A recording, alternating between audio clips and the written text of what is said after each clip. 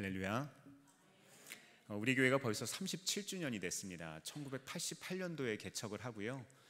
건선동에 있다가 우리 교회가 이쪽으로 이사를 하고 있어서 2004년도에 이 건물로 증축을 했네요. 2004년도에 증축을 하고서 조금 뒤에 한 전도사님으로부터 연락이 왔던 기억이 있어요. 가까운 분이었는데 예쁘게 단장된 본당에서 처음으로 결혼식을 올리고 싶다는 거예요. 네, 기억나시죠? 잔치는 항상 기분이 좋죠. 축복을 주고받는 결혼식이 열린다니까 많은 사람들이 기대했습니다. 처음 준비하는 결혼식에 사람들이 한껏 들떠 있었어요. 혼주 측에서도 하나하나 꼼꼼하게 준비를 하시고 우리 교회에서도 전심을 다해서 도와드렸습니다. 드디어 결혼식 당일이 돼서 사람들이 막 오기 시작을 하는 거예요. 근데 예상보다 손님이 정말 많은 겁니다. 주차장에 자리를 다 댈 수 없고 주변에 있는 도로에도 다 주차를 했는데도 사람들이 너무너무 많아서 계속 오는 거예요.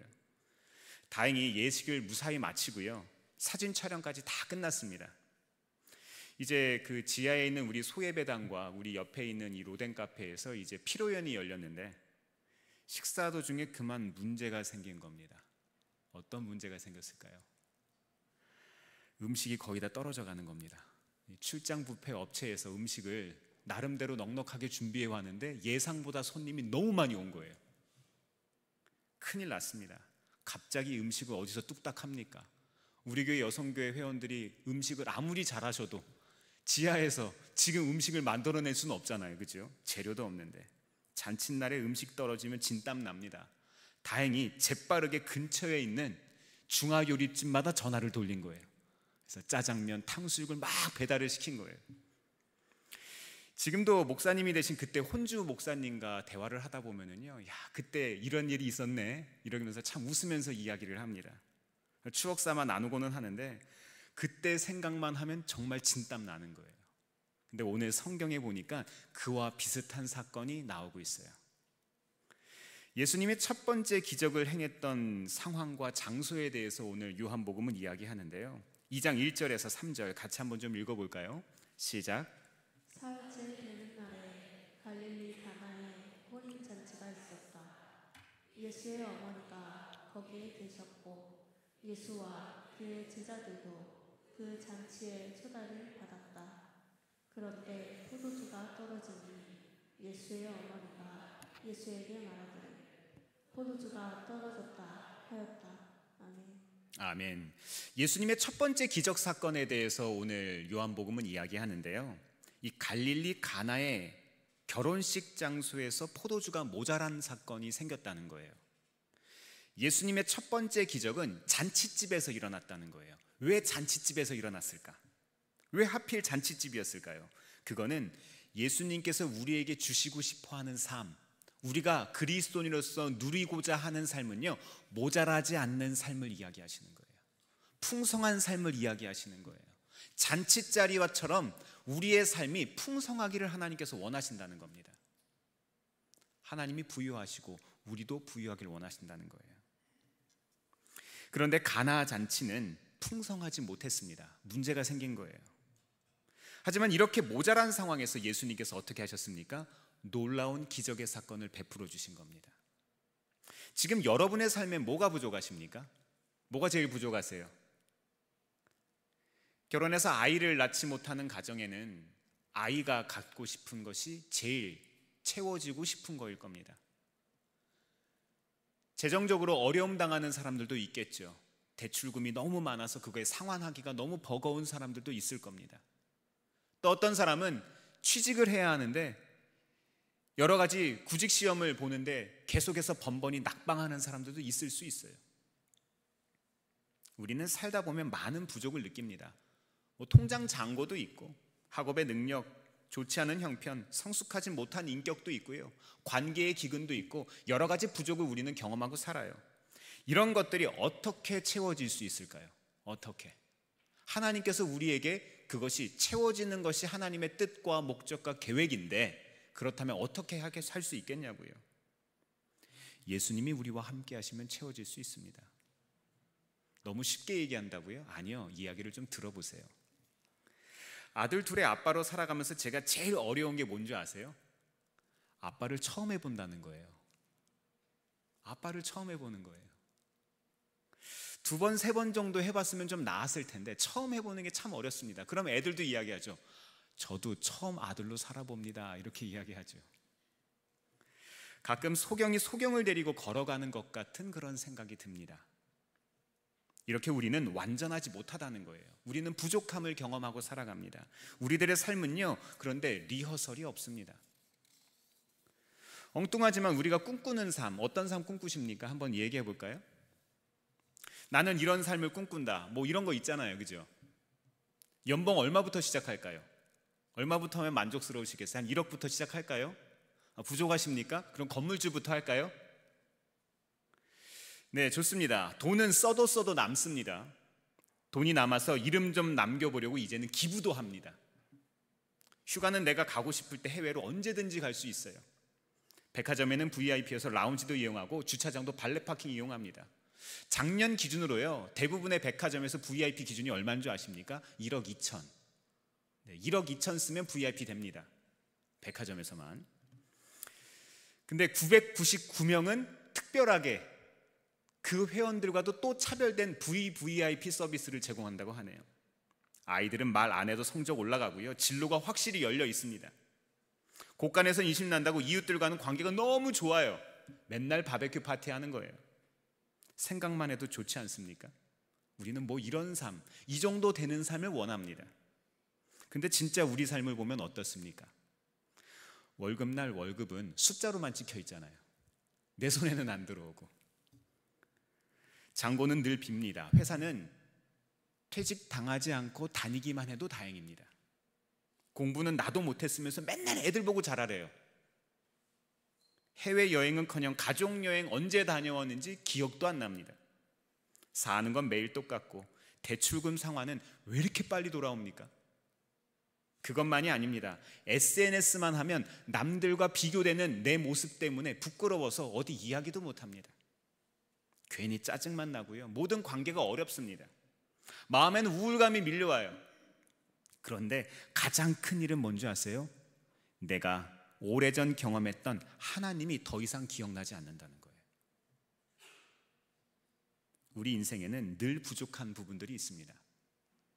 그래서 우리에게는 완전한 예수님이 꼭 필요해요. 그분이 필요한 거예요. 가나 혼인잔치의 기적 같은 일이 일어나야 합니다. 이 시간 채워지는 은혜가 우리 가운데 있기를 바랍니다. 그렇다면 이 가나의 기적은 어떻게 일어날 수 있었을까요? 2장 4절에서 5절 같이 한번 좀 읽어보겠습니다. 시작. 예수께서 어머니에게 말씀하셨다. 여자여, 그것이 나와 당신에게 무슨 상관이 있습니까? 아직도 내 때가 오지 않았습니다. 그 어머니가 일꾼들에게 이르기를 무엇이든지 그가 시키는 대로 하세요 하였다. 아멘. 명령이라고 하면 어떤 생각 드세요? 누가 여러분에게 무언가 시킨다고 한번 생각해 보세요. 어떤 마음 드십니까? 일단 안 하고 싶잖아요. 일단 싫잖아요. 그렇죠? 명령이라고 하면 거부감이 듭니다. 현대인들은요, 대부분 명령이라고 하는 이 주종관계나 위계관계에 있어서의 일들을 별로 좋아하지 않아요. 하지만 그 일의 명분과 마땅한 이유를 알게 되면 우리 스스로 움직이게 되죠. 그렇죠? 이해가 되시죠? 대부분 받아들입니다. 왜냐하면 옳은 일에 대한 내적 동의가 생겼기 때문이에요. 아무리 어렵고 힘든 일이라도 목적이 분명하고 내가 설득이 되고 이해가 되면 하는 거예요. 가나 혼인잔치의 기적은요, 예수님의 말씀을 기꺼이 선택하고 따름으로써 일어날 수 있었습니다. 부족함을 느낀다고 해서 누구나 채워지는 경험을 하는 게 아니에요. 그렇다면 오늘 가나의 혼인잔치에서 모자란 포도주는요, 어떻게 채워질 수 있었습니까? 표면적으로 보면 예수님의 말씀에 순종한 거죠. 그렇죠? 사실 본문 말씀을 잘 보면은요, 이해되지 않는 게 있습니다. 첫 번째 궁금증입니다. 마리아는 왜 포도주에 관심을 보였을까? 4절 말씀을 보니까요, 예수께서 이르시되 여자여 나와 무슨 상관이 있나이까 이렇게 이야기했어요. 세 번역에 보면은요, 여자여 그것이 나와 당신에게 무슨 상관이 있습니까? 인데 아래 각주를 보니까요, 어머니는 나와 무슨 상관이 있습니까? 라고 번역을 할 수 있대요. 이것은 예수님 기적의 전제 조건으로 예수님과 상관이 있어야 한다는 거예요. 예수님과 관계가 있어야 한다는 겁니다. 포도주 자체가 주제가 아니라 마리아와 예수님, 즉 우리들과 예수님 사이의 관계의 문제라는 거예요. 관계가 본문의 중심 주제입니다. 이어서 5절 말씀에 보니까요, 예수님의 어머니 마리아는 무엇이든지 그가 시키는 대로 하라고 이야기를 합니다. 네, 그렇습니다. 마리아는요, 예수님과 상관 있는 믿음, 예수님만이 하실 수 있다는 믿음을 가지고 있었어요. 이런 믿음이 우리에게 있습니까? 우리에게 예수님만이 하실 수 있다는 믿음, 예수님만이 우리의 삶을 바꿔주실 수 있다는 믿음 있냐고요. 육신의 내 아들 예수가 아니라 요한복음 1장에서 이야기하고 있는 하나님의 독생자로서 그 예수님을 믿고 있었다는 거예요. 이것이 중요한 거예요. 우리는 내 힘으로 살아갑니다. 내 능력과 하나님이 내게 주신 자원으로 살아가요. 그런데 그 너머를 살아가지 못하는 사람들이 대다수입니다. 하나님의 은혜를 경험하지 못하는 거예요. 더해 주시는 은혜를 경험하지 못한다 이 말입니다. 이미 주신 것만 갖고 사니까요. 요한복음의 저자는 이걸 말하고 있는 거예요. 두 번째 궁금증입니다. 포도주가 모자라면 어디서 빌려오든지 사오든지 해야 하잖아요. 근데 왜 오늘과 같은 사건을 소개합니까? 예수님은 굳이 항아리에 물을 채우고 물을 떠서 연회장에게 갖다 주라고 이야기합니다. 이해가 되십니까? 그런데 말씀을 따르자 물이 변해서 뭐가 됩니까? 포도주가 됩니다. 이스라엘 가나에 가면 돌로 만든 물 항아리가 있습니다. 지금은 성지순례 가기가 참 어렵습니다만 나중에 이제 한 2, 3년쯤 지나서 하마스와 이스라엘이 휴전협정을 완전하게 맺고 시간이 좀 흐르면 우리가 성지순례를 갈 수 있겠습니다만, 이 크기가 상당히 큽니다. 2-3명 정도가 이렇게 안아야 할 만큼 항아리가 굉장히 커요. 항아리 하나가. 7절 말씀을 보면 일꾼들이 항아리에 아귀까지 끝까지 물을 채웠대요. 아귀까지 채웠다는 말은 끝까지 채웠다는 말인데 예수님께서 끝까지 채우라는 말씀은 안 하셨어요. 그런데 일꾼들은 말씀에 따를 때 끝까지 온전히 순종했습니다. 더욱 놀라운 게 있어요. 뭐가 놀라운 줄 아세요? 물이 아직 포도주로 바뀌지 않았는데 떠다 줬다는 거예요. 여러분들, 우리가 말씀을 따르면 기적이 일어날 줄 아시죠? 기적이 일어나지 않습니다. 절대로 일어나지 않아요. 기적은 그렇게 한 번에 일어나지 않습니다. 하나님의 말씀을 따른다고 해서 바로 기적이 일어나는 게 아니에요. 놀라운 일이 생기지 않습니다. 제 경험을 보면 그래요. 하나님의 말씀을 진리로 믿고 의지해서 따르다 보면 내 힘이 닿지 않는 그 한계 상황에서 하나님의 말씀을 믿고 살아갔을 때 그 너머에서 하나님께서 역사하기 시작하시더라고요. 내가 할 수 없는 그때 하나님께서 시작하시더라고요.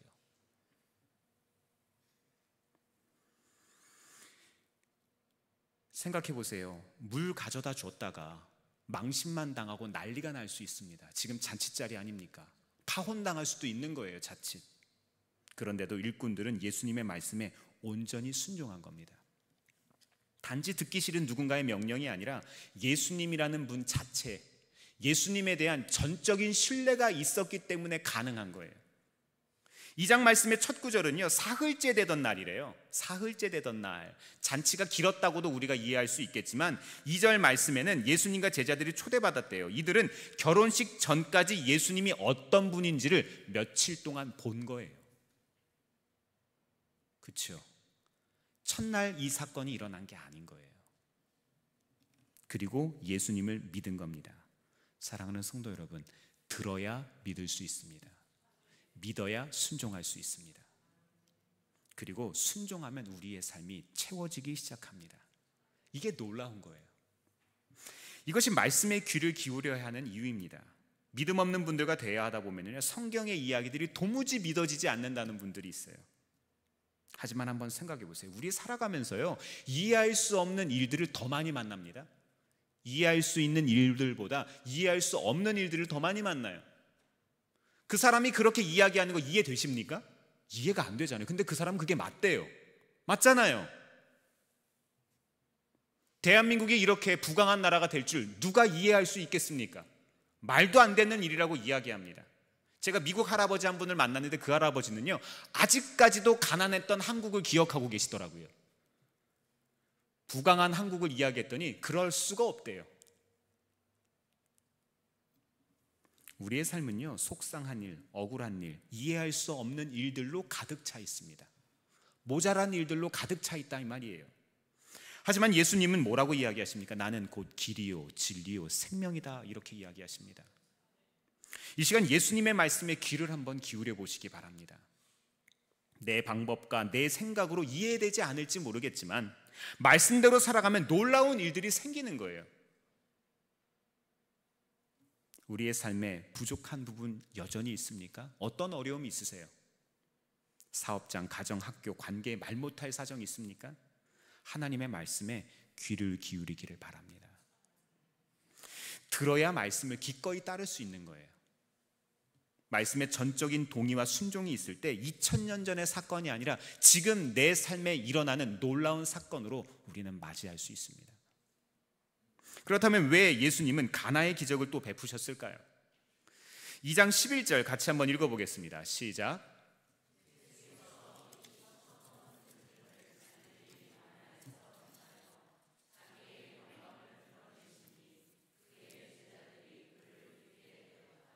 아멘.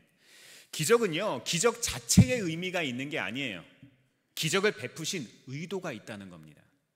그렇다면 예수님이 기적을 행하신 이유, 그 이유는요, 제자들이 믿음을 가질 수 있게 하기 위해서. 솔직히 우리가 이야기하면 믿음 가지기 어렵잖아요. 하나님의 말씀을 믿기 어렵잖아요. 믿음이 부족한 시대를 살아가는 우리들에게 예수님이 하나님의 아들이심을 믿을 수 있게 하기 위해서, 2000년 전에 예수님께서 오신 것이 아니라 지금도 살아계시는 성령께서 우리와 함께 하신다는 것을 믿게 하기 위해서 우리의 삶에 이러한 일들을 하신다는 거예요. 제자들은 예수님을 따라 나섰지만 아직도 불안과 염려가 있는 거예요. 지금 요한복음 1장을 보면 예수님께서 처음 제자들을 부르셨습니다. 이 초신자라는 거죠. 지금 훈련되지 않은 사람들이라는 거예요. 제자들은 믿음으로 예수님을 따라 나서기는 했는데 세상적인 염려와 근심이 있었을 겁니다. 그래서 2장 1절 말씀에 사흘째 되던 날이라고 기록한 거예요. 이 말은 1장의 내용과 2장의 내용이 연결되어 있다는 것을 뜻합니다. 예수님은 이런 제자들의 마음을 아신 거예요. 세상적인 필요와 근심과 걱정을 알고 계셨다는 거예요. 예수님은 이렇게 우리의 마음을 공감하십니다. 우리의 형편을 정말 잘 아세요. 그래서 기적을 통해서 예수님이 진짜 그리스도이심을 알게 하시는 거예요. 운동 경기를 하는 프로스포츠 선수들을 보면은요, 맨날 지는 팀이 있어요.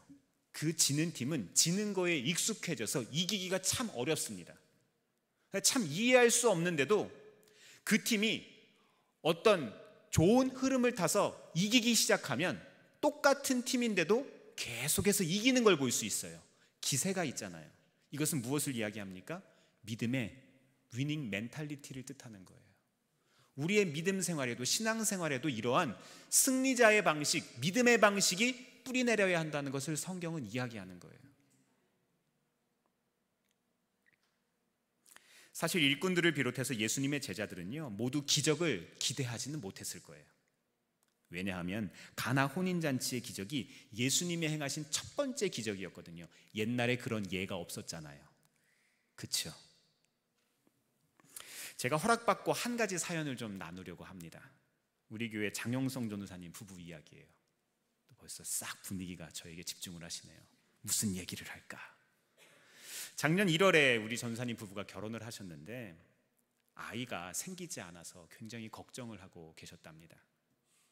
그러던 중 우리 교회 작년 말에 이제 부임을 해오시고 올 초에 담임 목사님 사모님께서 전사님 사모님께 간절한 기도 제목 있으면 새벽에 나와서 기도를 해보라고 이야기를 하셨대요. 그래서 기도 응답 받았을까요? 네, 받았습니다. 임신 7주라고 하시네요. 네, 모두 박수로 좀 축하해 주겠습니다. 두 분이 계산을 해보니까 새벽에 기도를 시작하고 정확하게 한 달 되던 때 아이가 생겼대요. 너무 감사한 거죠. 그래서 아기 태명이 새벽이래요. 너무 예쁘죠? 네, 얼마나 기쁘고 감사한 일입니까? 우리 전도사님과 사모님은 벌써 이번 추수감사절에 있을 새생명 축제에 모셔올 태신자 한 명을 벌써 성공하셨습니다. 네, 전도에 자신이 없으시면 나와서 오는 것도 방법입니다. 네, 나와서 오세요. 네, 지금도 늦지 않았습니다. 하실 수 있습니다. 네, 그렇습니다. 이 눈에 보이지 않고 손에 만져지지 않아도 따르는 것, 그것을 믿고 동의하고 따르는 것, 이것이 뭐라고요? 믿음이라는 거예요. 아직 내게 그것은 없잖아요. 그러나 하나님이면 하실 수 있다는 믿음, 그분만이 하실 수 있다는 믿음을 가지는 것이 우리에게 아주 필요하다는 거예요. 제가 아까 말씀을 시작하면서 인생을 빗대어서 이 소경이 소경을 데리고 가는 것이라고 말씀드렸습니다. 누구나 살아가는 삶이 첫 번째 삶이죠. 두 번째, 세 번째 삶은 없습니다. 예수님의 기적의 첫 교훈처럼 우리에게는 예수님 자체가 필요한 거예요. 이것이 기적입니다. 예수님이 기적인 거예요. 무리변에서 포도주가 되는 첫 번째 기적을 통해서 제자들이 예수님을 믿었습니다. 부족한 삶이 풍성한 삶으로 전환되는 것, 변화되는 것을 목격한 거예요. 이 길이 과연 맞구나. 내가 그렇게 살아봤더니 진짜 맞구나. 이렇게 살면 되겠구나. 그래, 따라봐야지. 이분이 하나님의 아들이시구나. 이분을 따라가면 풍성한 삶이 나를 기다리겠구나. 이거예요. 사실 세상이 주는 물과 포도주는 마시고 나면 없어지죠. 하지만 예수님이 주시는 물은 영원히 목마르지 않는 물입니다. 미국의 하버드 대학의 니콜러스 크리스테키스와 이 제임스 파울로가 공동으로 쓴 커넥티드라는 책이 있습니다. 여기에 보면은요, 이 내 친구가 행복하면 내가 행복할 확률이 10%가 늘어난대요. 시기하지 마세요. 10%가 늘어난대요. 내 친구가 행복하면. 그리고 내 친구의 친구가 행복하면 내가 행복할 확률이 또 10% 증가하고, 내 친구의 친구의 친구가 행복하면 내가 행복할 확률이 또 6%가 올라간다고 이야기를 합니다. 그러니까 무슨 이야기예요? 사촌이 땅 사면 배가 아파라? 아니요, 축하해 주라고요. 나에게 콩고물 하나라도 떨어진다는 거예요. 밥 한 끼라도 더 사주겠지요. 시기 질투하지 마세요. 이것은 우리가 살아가는 모든 것들이 연결되어 있으며 영향력을 주고받는다는 이야기입니다. 그렇다면 예수님과 함께하면 행복할 확률 얼마나 증가할까요? 요한복음 4장 14절 말씀 읽어보겠습니다. 시작. 그러나 내가 주는 물을 마시는 사람은 영원히 목마르지 않을 것이다. 내가 주는 물은 그 사람 속에서 영생에 이르게 하는 샘물이 될 것이다. 아멘. 사랑하는 성도 여러분, 예수님과 함께하면 행복할 확률이 100% 올라갑니다. 영원히 목마르지 않은 거예요.